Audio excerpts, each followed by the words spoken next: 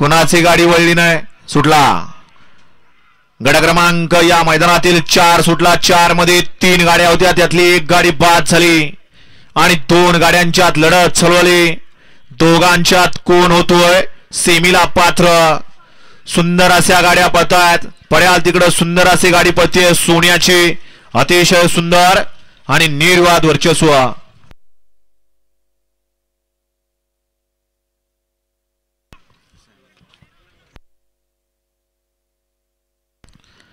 गट क्रमांक 4 चा निकाल.